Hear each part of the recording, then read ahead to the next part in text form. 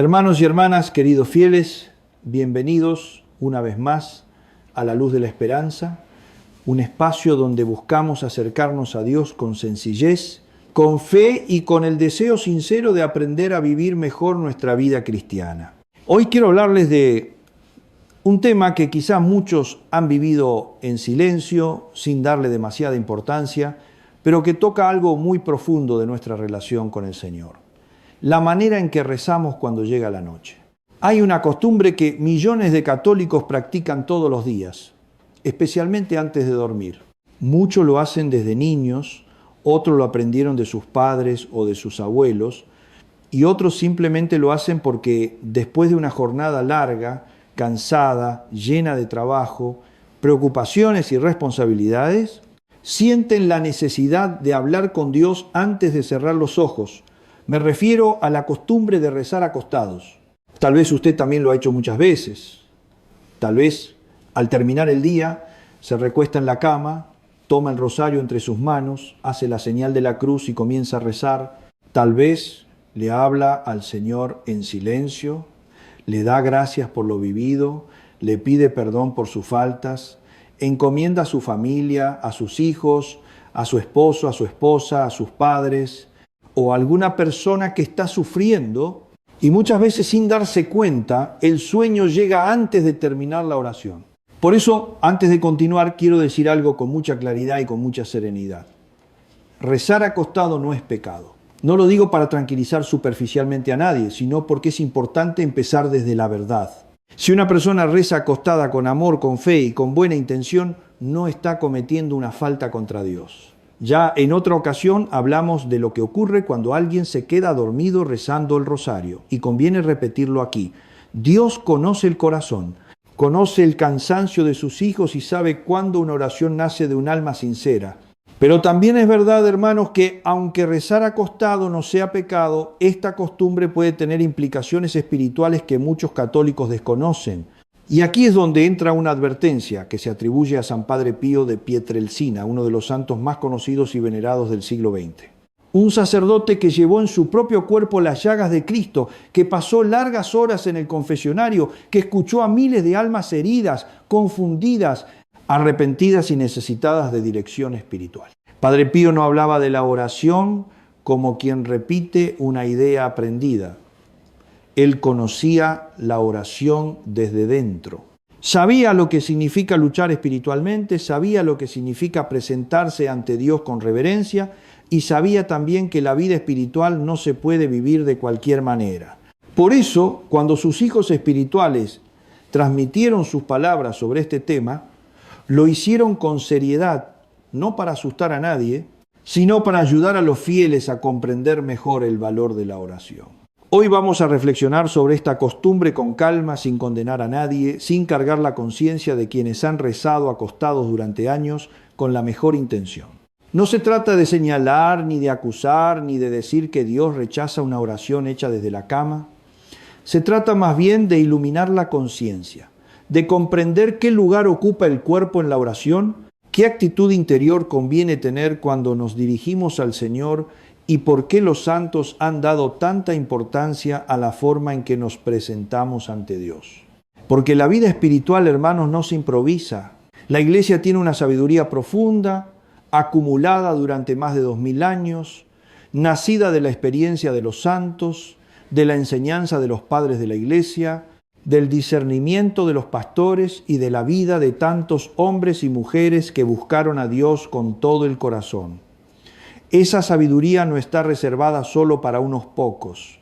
Está disponible para todo católico que quiera crecer, que quiera rezar mejor, que quiera amar más al Señor y vivir su fe con mayor conciencia.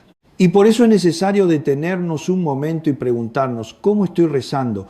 ¿Estoy tratando mi oración como una conversación verdadera con Dios?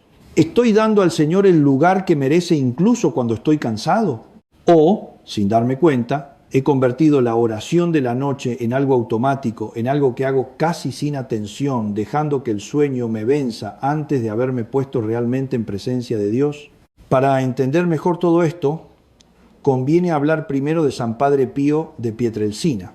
Muchos han escuchado su nombre, muchos conocen alguna imagen suya, muchos saben que fue un sacerdote marcado por los estigmas, pero quizá no todos comprenden la profundidad de su vida espiritual. Padre Pío fue un hombre de oración, de sacrificio, de confesionario y de obediencia.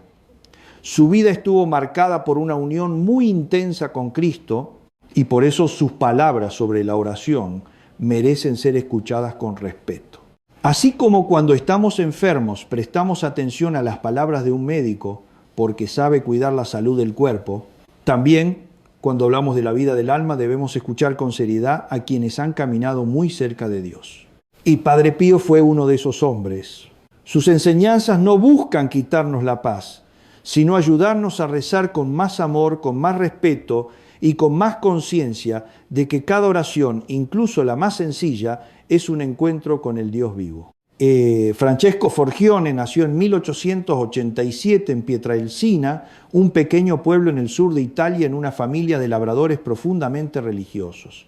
Desde niño tuvo experiencias místicas que sus padres y su párroco reconocieron como extraordinarias. A los 15 años entró en la orden de los frailes menores capuchinos y recibió el nombre de Fray Pío.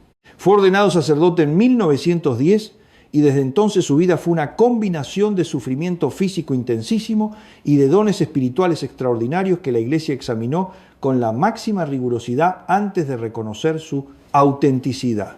En 1918, hermanos, el 20 de septiembre, para ser preciso, Padre Pío recibió los estigmas. Las 5 llagas de Cristo crucificado aparecieron en su cuerpo, en las manos, en los pies, en el costado, no como una herida momentánea, como heridas permanentes abiertas que sangraron durante 50 años sin infectarse, sin cerrarse, sin que ninguna explicación médica pudiera dar cuenta de ellas. Los médicos que lo examinaron, incluidos médicos que no eran creyentes y que buscaron activamente una explicación natural, no encontraron ninguna. Las heridas eran reales, el sangrado era real. Y durante 50 años, Padre Pío celebró la misa con esas llagas en las manos, confesó con esas llagas en las manos, oró y sufrió y amó con esas llagas en las manos hasta el 23 de septiembre de 1968, cuando murió, y en el momento de su muerte, las llagas desaparecieron, dejando la piel perfectamente lisa, sin cicatriz, como si nunca hubieran existido. Juan Pablo II, que de joven había conocido a Padre Pío y que lo canonizó en el año 2002, lo llamó el religioso que, crucificado con Cristo, irradiaba misericordia divina. Y el pueblo de Dios, mucho antes de la canonización formal, lo había reconocido como santo con la intuición que el Espíritu Santo da a los sencillos de corazón. En los años de su ministerio en San Giovanni Rotondo llegaban a él de todo el mundo personas enfermas que buscaban la curación, pecadores endurecidos que en el confesionario de Padre Pío encontraban por primera vez en años la capacidad de llorar y de arrepentirse. Personas en crisis espirituales que se iban de su presencia con una paz que no podían explicar. Y personas que simplemente querían estar cerca de alguien en quien la presencia de Dios era tan palpable que transformaba el ambiente solo con su cercanía. Un hombre así, hermanos, un hombre que pasó décadas en unión íntima con Dios, que sufrió los dolores físicos de Cristo durante 50 años, que acompañó espiritualmente a miles de almas en su camino hacia Dios, y que tenía sobre la vida espiritual una comprensión que no venía solamente del estudio teológico, sino de la experiencia directa y continuada de la presencia divina. Ese hombre, cuando dice algo sobre la oración, merece ser escuchado con una atención que va más allá de la curiosidad devocional. Merece ser escuchado como se escucha a alguien que ha estado donde nosotros queremos llegar y que nos está diciendo cómo llegar. Y lo que Padre Pío dijo sobre rezar acostado fue transmitido por sus hijos espirituales y por quienes lo conocieron de cerca. Algo así, que rezar acostado es rezar en la postura del muerto, y que esa postura invita al sueño, a la distracción y a algo más serio que la simple distracción. Algo que tiene que ver con la disposición interior con que nos acercamos a Dios y con las condiciones que creamos para la oración.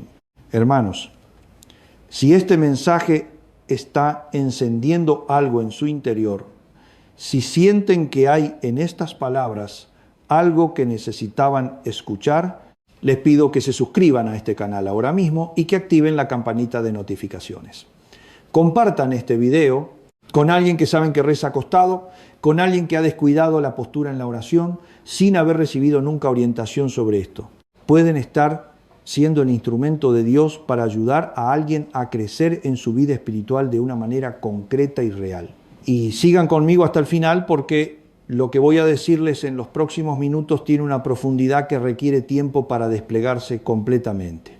Comencemos por el fundamento, por algo que la teología espiritual ha enseñado siempre y que nuestra época, con su tendencia a espiritualizar todo y a descartar lo corporal como irrelevante, ha perdido de vista de manera alarmante. El cuerpo importa en la oración.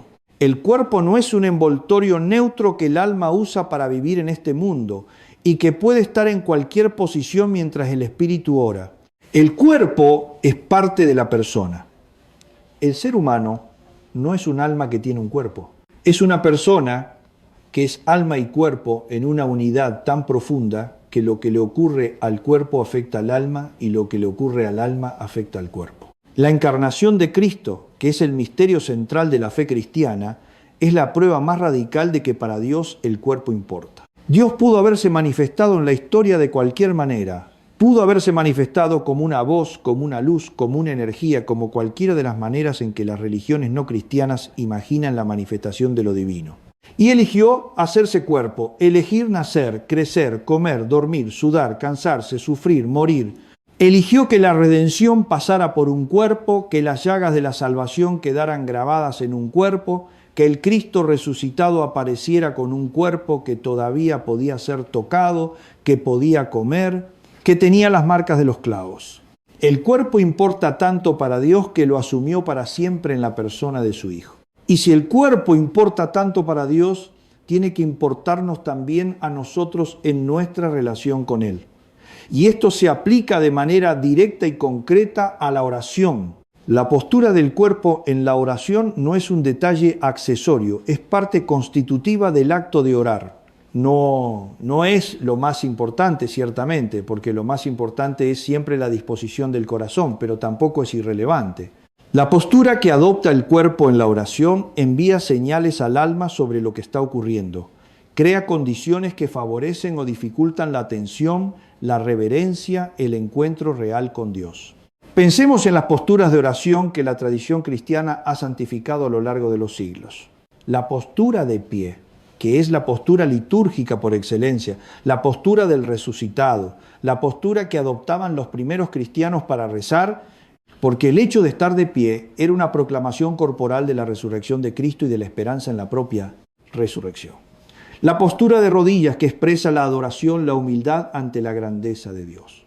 El reconocimiento de la propia pequeñez ante la majestad del Creador, la postura de postración con el cuerpo completamente tendido en tierra boca abajo, que es la postura de la rendición total, del abandono completo en Dios, que los sacerdotes adoptan en el momento de la ordenación y que la Iglesia usa en las liturgias más solemnes como la del Viernes Santo, la postura sentada con la espalda recta que favorece la contemplación, la lecto divina, la meditación prolongada que requiere quietud sin caer en el sueño. Cada una de estas posturas comunica algo. Cada una de ellas crea en el cuerpo y en el alma una disposición particular que favorece un tipo específico de encuentro con Dios. Y la Iglesia no las estableció por capricho ni por cultura, sino por sabiduría espiritual acumulada de siglos de experiencia de cómo el cuerpo humano se relaciona con lo sagrado. Y la postura acostada, ¿qué comunica, qué disposición crea en el cuerpo y en el alma? Padre Pío la llamó la postura del muerto. Y aunque esa expresión puede sonar dura, es teológica y antropológicamente muy precisa. La postura horizontal acostada es la postura del sueño y es la postura de la muerte. Es la postura en que el cuerpo humano está en el estado de menor actividad, de mayor relajación, de menor resistencia al abandono de la conciencia. Es la postura que el cuerpo asocia por años y años de condicionamiento con el descanso y el sueño. Y cuando esa postura se adopta para rezar, el cuerpo recibe señales contradictorias. La mente dice, vamos a orar. Pero el cuerpo dice, es hora de dormir. Y en esa contradicción, hermanos, el cuerpo gana casi siempre, porque el cuerpo tiene sus propias memorias, sus propios patrones, sus propios automatismos, que son mucho más poderosos que la intención consciente cuando las condiciones favorecen el automatismo. Pero Padre Pío no se detuvo en la cuestión del sueño. Lo que sus hijos espirituales transmitieron de su enseñanza va más allá del simple problema práctico de quedarse dormido. Va a algo que tiene que ver con la actitud interior, con el mensaje que la postura acostada envía a Dios y al propio corazón sobre la naturaleza de lo que se está haciendo. Cuando un servidor se presenta ante un rey, no se acuesta. Cuando un hijo se acerca a pedir algo importante a su padre, no lo hace acostado. Cuando un soldado recibe órdenes de su general, no la recibe tumbado en la hierba. Hay posturas que comunican respeto, atención, disponibilidad, y hay posturas que comunican lo contrario. Y la oración, hermanos, en su naturaleza más profunda, es la presentación del ser humano ante Dios. Es el encuentro del Hijo con el Padre. Es la criatura que se pone en presencia del Creador, y esa presentación, ese encuentro, merece una postura que esté a la altura de lo que está ocurriendo. Santa Teresa de Ávila, que conocía la vida de oración con una profundidad que pocos seres humanos han alcanzado, escribió en El Camino de Perfección que la postura exterior del cuerpo en la oración refleja la disposición interior del alma y al mismo tiempo la forma y la moldea. No son realidades independientes. La postura del cuerpo y la disposición del alma se influyen mutuamente de manera continua. Un cuerpo que ora arrodillado va creando en el alma la disposición de la humildad. Un cuerpo que ora de pie va creando en el alma la disposición de la esperanza y de la dignidad del resucitado.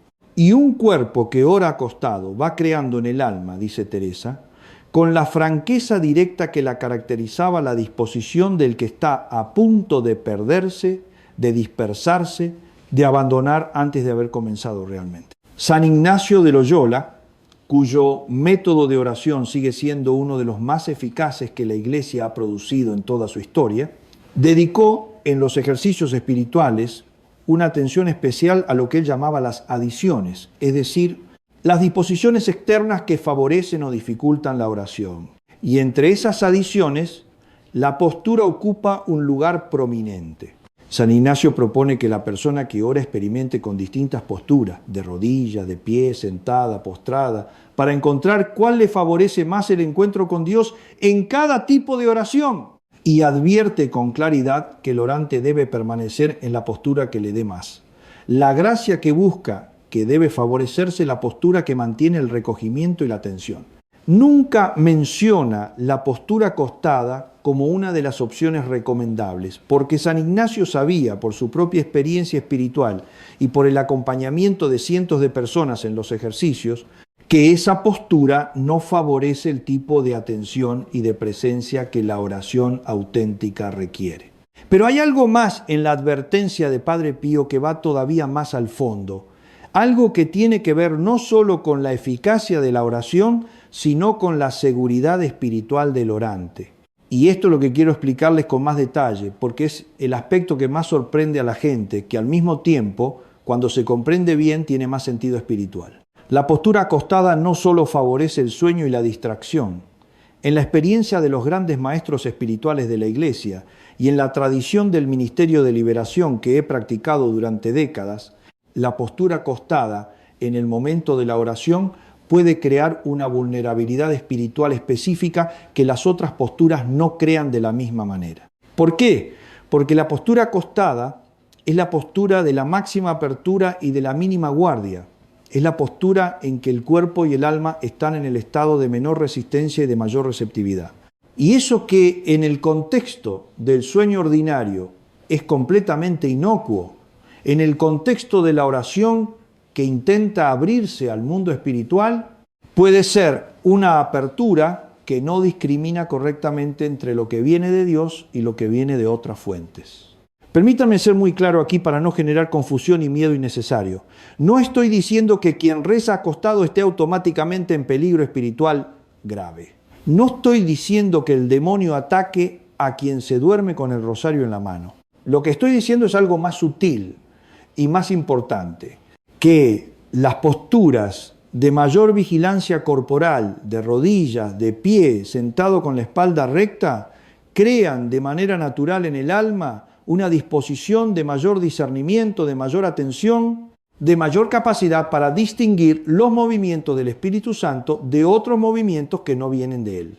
Los padres del desierto, esos gigantes de la vida espiritual que vivieron en el desierto de Egipto y de Siria en los primeros siglos del cristianismo y que son considerados los maestros por antonomasia de la vida de oración, hablaban mucho de lo que llamaban la nepsis, una palabra griega que significa sobriedad, vigilancia, el estado de atención despierta que el alma debe mantener en la oración para no ser engañada. Y la nepsis, esa sobriedad espiritual, requiere un cuerpo que coopere con ella, un cuerpo en postura de vigilia, no de sueño, un cuerpo que por su propia posición esté ayudando al alma a mantenerse despierta y atenta. El apóstol Pedro usa esta misma raíz griega cuando escribe en su primera carta, capítulo 5, versículo 8. Sed sobrios y velad. Vuestro adversario, el como león rugiente, anda alrededor buscando a quien devorar. Sed sobrios, velad. Dos imperativos que describen una postura de vigilancia activa, de atención despierta, de guardia consciente. Lo contrario es acto de la postura acostada con la guardia baja y la conciencia a punto de difuminarse en el sueño. Y San Pablo en la carta a los Efesios, capítulo 6, en el famoso pasaje sobre la armadura espiritual del cristiano, describe la batalla espiritual que todo cristiano libra y termina con estas palabras. Orad en todo momento con toda clase de oraciones y súplicas en el Espíritu, y para ello velad con toda perseverancia. Velad con toda perseverancia. La oración auténtica, según el apóstol, está asociada a la vigilancia, no al abandono, a la perseverancia activa, no a la entrega pasiva al sueño. Ahora bien, hermanos, quiero hacer aquí una distinción muy importante porque la honestidad pastoral me lo exige. Hay personas para quienes rezar acostado no es una cuestión de costumbre cómoda, sino de necesidad real.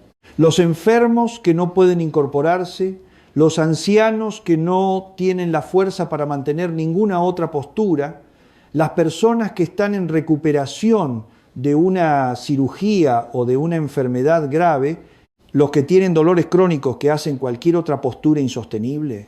Para todas estas personas, la postura acostada en la oración no es solamente aceptable, sino que puede ser en su situación específica la postura más digna de todas, porque es la postura en que ofrecen a Dios no solo su oración, sino su sufrimiento, su debilidad, su dependencia radical de la misericordia divina. El mismo Padre Pío, que fue un enfermo crónico toda su vida, que sufrió dolores físicos que habrían postrado a cualquier persona ordinaria, entendía perfectamente la diferencia entre la limitación que la enfermedad impone y la comodidad que la pereza busca. Su advertencia no iba dirigida a los que no tienen otra opción, iba dirigida a los que sí tienen opciones y que eligen la más cómoda sin preguntarse si es la más adecuada para la calidad de su encuentro con Dios. Y esa distinción, hermanos, es la clave para entender toda la enseñanza que estamos explorando hoy. No se trata de añadir sufrimiento artificial a la oración. No se trata de que rezar deba ser incómodo para ser válido. Se trata de algo mucho más profundo y más hermoso. Se trata de dar a Dios lo mejor que tenemos, no lo que nos sobra después de haber encontrado la posición más cómoda. Pensemos en esto desde otro ángulo. Pensemos en cómo nos preparamos para las cosas importantes de la vida, para una entrevista de trabajo que queremos conseguir. Nos levantamos temprano, nos arreglamos con cuidado, elegimos la ropa con atención, llegamos puntualmente, nos sentamos erguidos, miramos a los ojos al entrevistador, ponemos toda nuestra atención y nuestra energía en ese encuentro para una cena especial con alguien que amamos. Preparamos la mesa, elegimos la música, prestamos atención a lo que decimos, estamos presentes de una manera que no estamos cuando comemos solo frente a la pantalla. Para una ocasión solemne, una boda, una ceremonia importante, nos vestimos apropiadamente, mantenemos una postura que corresponde a la gravedad del momento. ¿Por qué hacemos todo eso? Porque instintivamente sabemos que la manera en que nos presentamos ante las cosas importantes dice algo sobre el valor que les atribuimos. dice algo sobre el respeto que sentimos hacia ellas. Dice algo sobre lo que esperamos de ese encuentro. Y ahora la pregunta que Padre Pío implícitamente plantea con su advertencia: si a una entrevista de trabajo nos presentamos con ropa elegida y postura erguida y atención plena, ¿qué dice de nuestra relación con Dios el hecho de presentarnos ante Él acostados en la postura más cómoda que nuestro cuerpo conoce? En el estado más próximo al sueño que existe, sin ser el sueño, ¿qué mensaje le enviamos a Dios y qué mensaje nos enviamos a nosotros mismos con esa presentación? No es una pregunta de condena, es una pregunta de crecimiento. Es la pregunta que un padre espiritual hace a su hijo cuando quiere ayudarlo a ver algo que el hijo todavía no ha visto. Y Padre Pío era, entre todas las cosas, que fue un padre espiritual extraordinario. El confesionario de San Giovanni Rotondo era el lugar donde miles de almas recibieron la luz que necesitaban para ver lo que no habían podido ver solos. Y en ese contexto, la advertencia sobre rezar acostado no es una reprimenda, sino una invitación.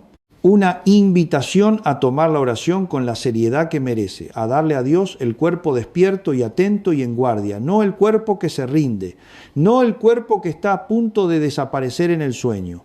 Quiero contarles algo que ocurrió en mi ministerio pastoral y que ilustra con una claridad perfecta lo que estamos hablando. Tuve como feligrés durante muchos años a un hombre de mediana edad, buen padre de familia, trabajador, católico, practicante, que venía a misa todos los domingos y que se confesaba con regularidad, pero que me confesó en cierta ocasión que su vida de oración personal era prácticamente inexistente. Me dijo que lo intentaba, pero que siempre se quedaba dormido, que al final había dejado de intentarlo porque le parecía inútil. Cuando le pregunté cómo rezaba, cuando lo intentaba, me dijo que se recostaba en la cama, apagaba la luz, cerraba los ojos y comenzaba el rosario. Y me lo dijo con la naturalidad de quien describe algo que le parece perfectamente normal, sin ninguna conciencia de que había algo en ese método que estaba trabajando sistemáticamente en contra de su intención de orar. Le propuse algo sencillo. Le propuse que durante un mes antes de acostarse, en lugar de empezar el rosario recostado, se sentara en la orilla de la cama con los pies en el suelo, la espalda recta, y en esa postura rezara, aunque fuera 5 decenas, solo 5, que probara durante un mes y me dijera qué había pasado. Un mes después regresó y me dijo algo que no olvidaré. Padre, es completamente distinto. No sé por qué, pero es completamente distinto. Me concentro mucho más, me quedo dormido mucho menos, y hay noches en que termino el rosario completo y todavía no tengo ganas de apagar la luz porque siento que la oración no ha terminado, que hay algo más que quiero decirle a la Virgen. Y luego añadió: ¿cómo es posible que nadie me haya dicho esto en 40 años de ir a misa? Esa última pregunta, hermanos, es la que me persigue en el ministerio. ¿Cómo es posible que nadie les haya dicho esto? ¿Cómo es posible que haya cosas tan concretas, tan prácticas, tan directamente relacionadas con la calidad de la vida espiritual de los fieles, que nunca se mencionan desde el púlpito porque incomodan, porque pueden parecer una crítica, porque es más fácil hablar de cosas generales que de cosas concretas que tocan la vida cotidiana de la gente? Es lo que Padre Pío no hacía. Padre Pío era famoso por su franqueza directa en el confesionario. Las personas que venían a confesarse con él a veces salían sorprendidas porque él mencionaba pecados que ellas no habían confesado, cosas que él no podía saber naturalmente, pero que el don de la lectura de corazones que le había dado, Dios le permitía ver con claridad. Y esa franqueza, aunque a veces incomodaba, era exactamente lo que las almas necesitaban para avanzar. Porque la comodidad que mantiene la ignorancia no es caridad, es cobardía disfrazada de delicadeza. Permítanme ahora hablarles de algo relacionado con la advertencia de Padre Pío, que tiene que ver con la demonología y con la experiencia del Ministerio de Liberación, porque hay un aspecto de este tema que pocas veces se menciona y que sin embargo tiene una importancia real para ciertas personas en ciertas situaciones. En el Ministerio de Exorcismo y de Liberación, que la Iglesia reconoce como un ministerio real y necesario y para el que designa sacerdotes específicamente formados, se trabaja con frecuencia con personas que describían experiencias perturbadoras que ocurrían en el estado de duérmela. ese estado intermedio entre el sueño y la vigilia, en que la conciencia todavía no está completamente activa, pero el cuerpo tampoco está completamente dormido. Experiencias de presencias que se sienten sobre el cuerpo, de voces que se escuchan sin que haya nadie, de visiones que se tienen con los ojos cerrados, pero que se perciben con una claridad que supera lo que normalmente se describe como sueño de sensaciones físicas inexplicables que ocurren en ese estado liminal. No todas estas experiencias tienen un origen sobrenatural. La ciencia tiene explicaciones para muchas de ellas. La parálisis del sueño, la hipnagogia, las alucinaciones hipnagógicas, que son fenómenos neurológicos bien estudiados. Pero lo que los maestros espirituales y los sacerdotes dedicados al ministerio de liberación han observado es que hay personas que son más vulnerables a influencias espirituales negativas en ese estado de duérmela, precisamente porque es el estado en que la guardia del discernimiento consciente está más baja y que rezar en postura acostada, que es la postura que más fácilmente lleva a ese estado de duerme-vela, puede en ciertos casos crear condiciones de vulnerabilidad que no se crean. De la misma manera en las otras posturas de oración. Repito, no es algo que le ocurra a todo el mundo ni algo que ocurra automáticamente, pero es algo que los pastores de almas deben conocer y transmitir, porque hay personas que han tenido experiencias perturbadoras durante la oración acostada y que no habían recibido nunca la información que les hubiera permitido entender de dónde venían esas experiencias ni cómo evitarlas. La solución práctica en esos casos es exactamente la que Padre Pío recomendaba, la postura de mayor vigilancia en la oración. De rodillas cuando sea posible, sentado con la espalda recta cuando no lo sea, de pie cuando la oración lo invite y reservar la postura acostada para los momentos en que genuinamente no hay otra opción. Ahora quiero hablarles, hermanos, de algo que me parece igualmente importante para equilibrar todo lo que hemos dicho y para que nadie salga de este mensaje con una imagen distorsionada de lo que la fe cristiana propone sobre la oración y el cuerpo. La tradición cristiana no ha sido nunca una tradición que desprecia el cuerpo ni que propone una espiritualidad descarnada donde el cuerpo es simplemente un obstáculo para el alma. Eso sería gnosticismo, que es una herejía antigua que la Iglesia rechazó desde sus primeros siglos. La tradición cristiana propone la santificación del cuerpo, no su negación. Propone que el cuerpo ore junto con el alma, que la experiencia espiritual sea una experiencia de toda la persona, que la postura y el gesto y el movimiento del cuerpo sean expresiones de la fe y no simplemente su envoltorio inerte. Y en ese contexto, la invitación a orar en posturas de mayor vigilancia no es una invitación al rigorismo ni a la mortificación artificial. Es una invitación al amor que da lo mejor de sí mismo, no lo que sobra.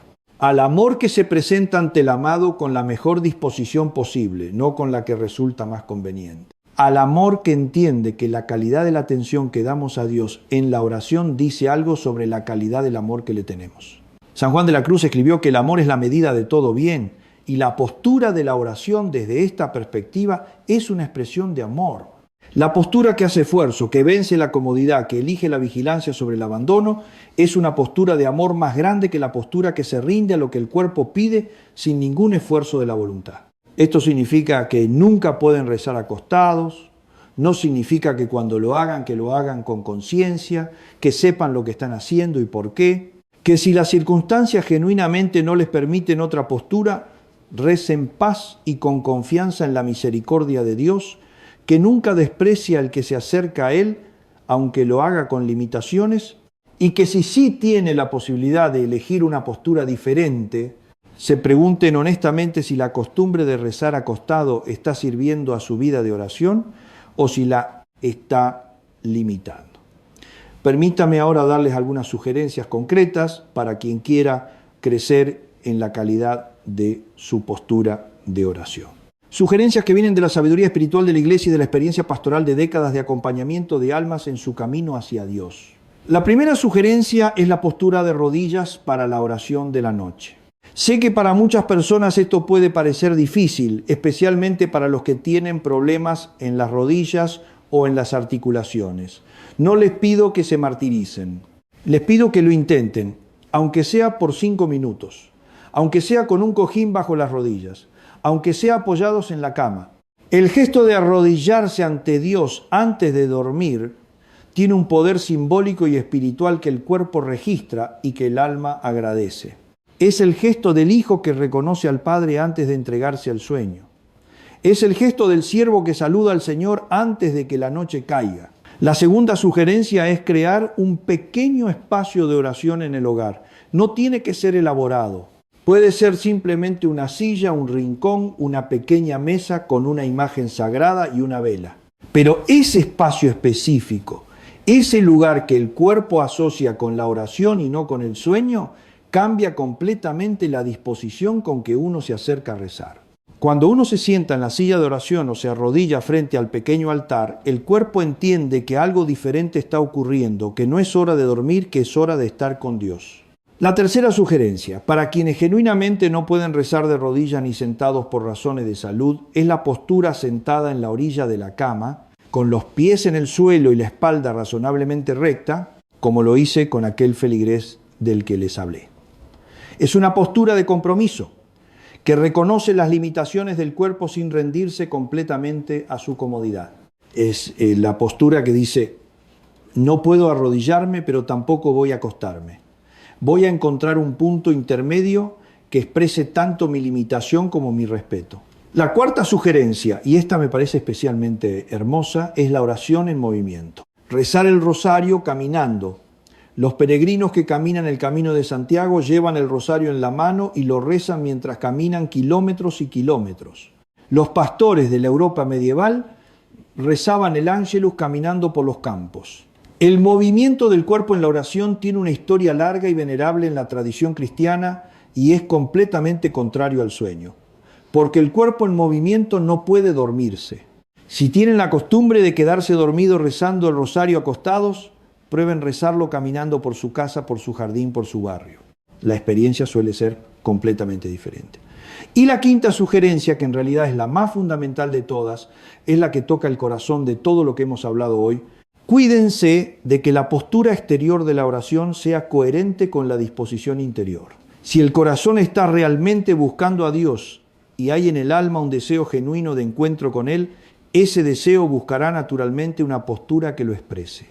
Si la postura sistemáticamente se escoge en función de la mayor comodidad, sin ninguna consideración de lo que favorece el encuentro con Dios, vale la pena preguntarse si el deseo de orar es tan genuino como creemos. Esa pregunta no es una acusación, es una invitación al autoconocimiento espiritual que San Ignacio llamaba el discernimiento de espíritus, y que es una de las herramientas más poderosas que la Iglesia tiene para ayudar al cristiano a crecer en la vida espiritual. Hermanos, cerramos este mensaje con la gratitud hacia Padre Pío, ese hombre extraordinario que llevó en su cuerpo las llagas de Cristo y que en su ministerio pastoral ayudó a miles de almas a encontrar el camino de la oración auténtica. Su advertencia sobre rezar acostado no fue una norma rígida, fue el consejo de un padre espiritual que había visto en el confesionario lo que ocurre cuando la vida de oración se descuida, cuando se sustituye el esfuerzo amoroso por la comodidad rutinaria, cuando el cuerpo deja de cooperar con el alma en su búsqueda de Dios.